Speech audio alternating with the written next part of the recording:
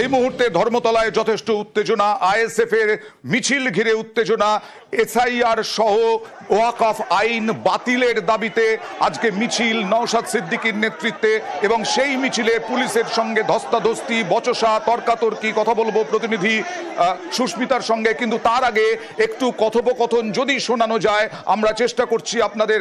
কি বলছেন নওশাদ সিদ্দিকীর কি বক্তব্য, পুলিশের কি বক্তব্য, সুস্মিতা?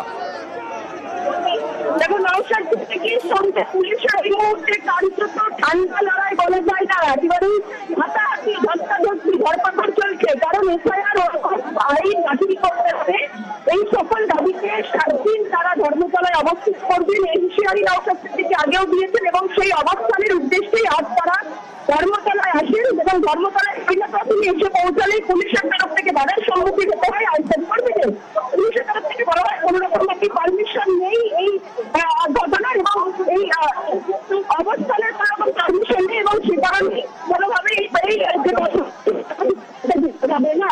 পুলিশের তরফ থেকে বারংবার বলা হয়, কিন্তু নওশাদ সিদ্দিকী সহ অন্যান্য আইএসএফ কর্মীরা বারংবার বলছেন যে তাকে তার তরফ থেকে এই অনুমতি পাওয়ার আগেই পাঠানো হয়েছে। নওশাদ সিদ্দিকী শারীরিকভাবে অসুস্থ হয়ে পড়ছেন। সুস্মিতা, একটু ধীরে বলো। সুস্মিতা, তোমার কথা কেটে কেটে যাচ্ছে।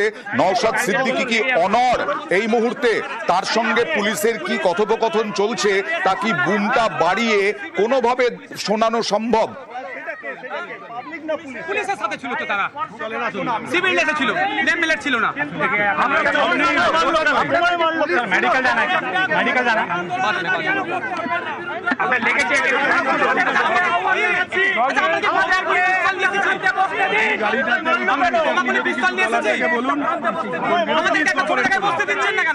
আপনি প্লিজ কোঅপারেট করুন।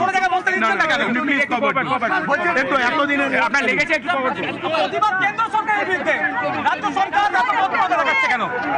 সেটাই তো আপনারা দেখছেন যথেষ্ট উত্তেজনা। সুস্মিতা, পারমিশন নেই তা সত্ত্বেও তিনি অনড় অবস্থানে বসার, আবার দৌড়ে গেলেন। এই মুহূর্তে দৌড়ে যাচ্ছেন নওশাদ সিদ্দিকী।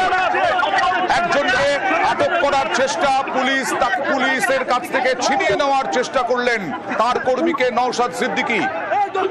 নওশাদ সিদ্দিকী এখন যথেষ্ট উত্তেজিত, বিধায়ক নওশাদ সিদ্দিকী। সুস্মিতা, কি হলো? দেখো, কার্যত হাতাহাতি চলছে এই মুহূর্তে। একে পুলিশের তরফ থেকে কার্যত ছাড় করে চলছে। একেবারে নওশাদ সিদ্দিকীকে প্রিজন ভ্যানে তোলা হচ্ছে, আটক করা হলো নওশাদ সিদ্দিকীকে। নওশাদ সিদ্দিকী সহ বেশ কয়েকজনকে আটক, নওশাদ সিদ্দিকীকে আটক করা হলো।